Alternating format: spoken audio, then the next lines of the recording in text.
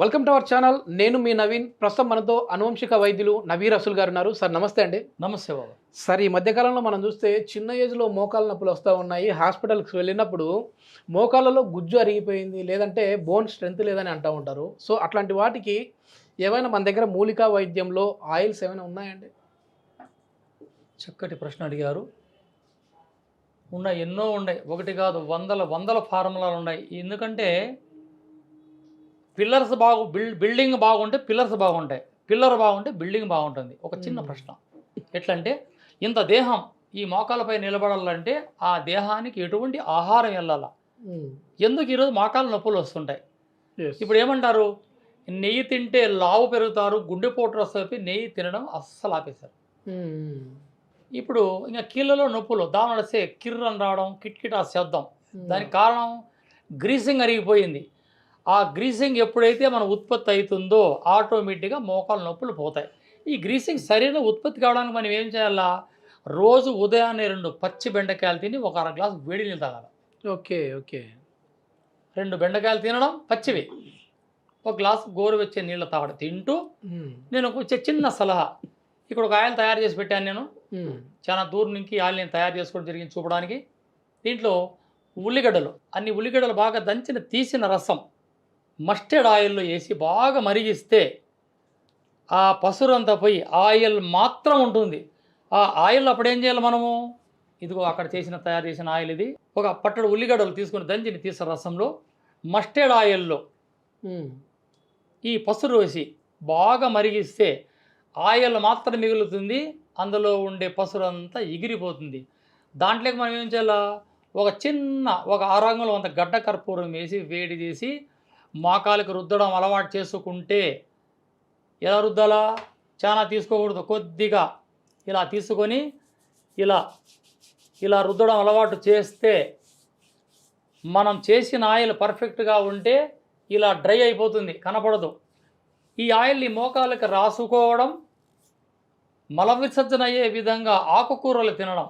Okay, తోటకూర, పాలకూర, బచ్చలు కూర, ఇంకా ఎన్నో సిటీల్లో లభిస్తాయి, దొండకూర, ఏటేటివన్నీ.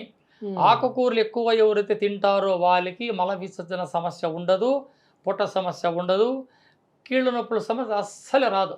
ఓకే, ఈ కీళ్ళ నొప్పులు త్వరగా మనకి తగ్గాలంటే రోజు నానేసిన పల్లీలు అంటే వేరుశనగ విత్తనాలు 1 పిటికెడు రాత్రి నానేసి ఉదయాన్నే టిఫిన్ తిన్న తర్వాత ఈ పిటికెడు గింజలు తిన అలవాటు చేసుకుంటే మన మోకాళ్ళు గుజ్జు ఇంప్రూవ్మెంట్ అయ్యి ఆ కీళ్ళ నొప్పులు ఆ సమస్య దూరం అవుతుంది. ఇప్పుడు కీళ్ళు అనేది అంటే మామూలు ఎముక అనేది బలహీన పడిపోయింది అని చెప్పేసి దానిల వల్ల కూడా కీళ్ళ నొప్పులు వస్తూ ఉంటాయని విన్నాము. అంటే ఇది ఎముక బలాన్ని పెంచుతుందా, లేదంటే ఆ కార్టిలేజ్ గుజ్జును పెంచే విధంగా ఉంటుందా? ఇది గుజ్జును పెంచుతుంది. ఓకే, ఇది ఏం చేస్తుందంటే తైలము ఆ బోన్స్ మధ్యలో ఒక లేయర్ ఏర్పాటు చేస్తుంది. ఇది ఆ లేయర్ని బలోపేతం చేస్తుంది. శనగిత్తనాలు, పల్లీలు, బెండకాయలు. ఇది పైనికి అది ఆ మాంసంలో చొచ్చుకుపోయి అందులో ఉన్న వ్యర్థ ఏది మన బ్యాడ్ కొలెస్ట్రాల్ని బయటకు నెట్టేసి ఎప్పుడైతే చెమట ద్వారా బయటకు వస్తుందో ఆటోమేటిక్గా ఈ గ్యాప్ ఎప్పుడైతే తగ్గిపోతుందో ఆ మోకాలు నొప్పులు మనకు ఉండవు. ఓకే, బోన్ స్ట్రెంత్ రావాలంటే ఎట్లాంటి ఫుడ్ తీసుకోవాలండి? ఏం తీసుకోవాలండి? నువ్వులు తినడం, గోరువెచ్చని పాలు తాగడం, అంతకన్నా మించింది ఏముంది మన ఆయుర్వేదంలో? ఓకే ఓకే వేయించిన నల్ల నువ్వులు తాటి బెల్లంతో తినడం. ఎన్ని తినాలా?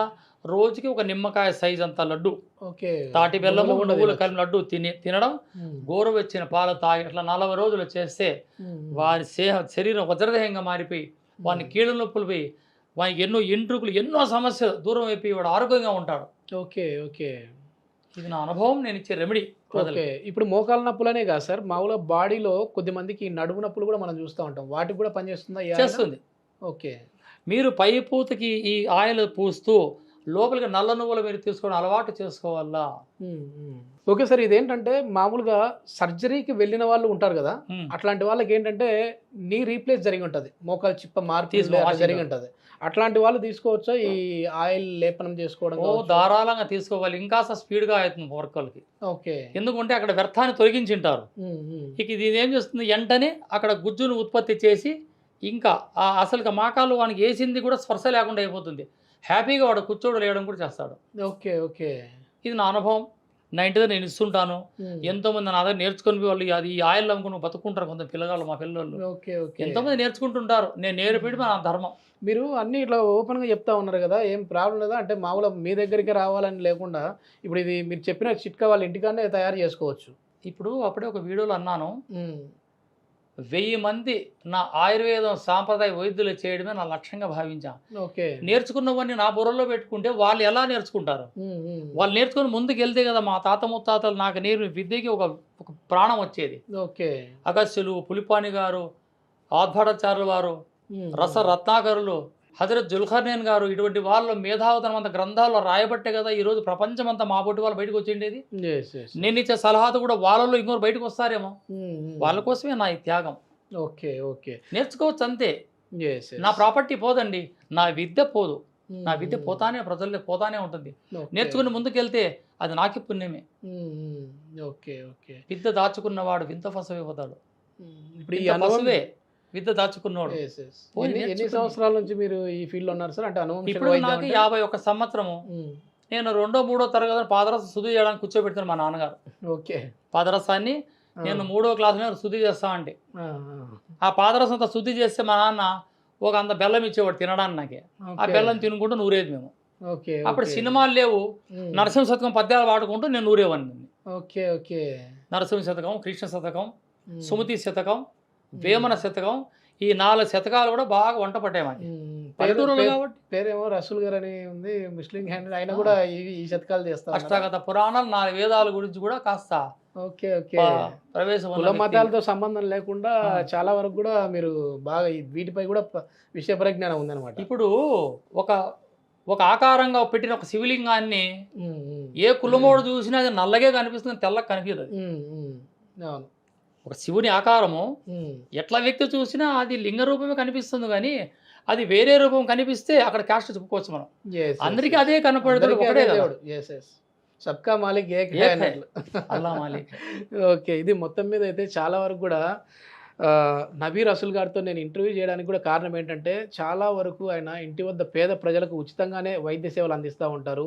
ఆయనకు తెలిసిన ఈ మూలికా వైద్యం దాదాపుగా 9 తరాల నుంచి కూడా ఈ వైద్య విధానంలో అయితే ఉన్నారు.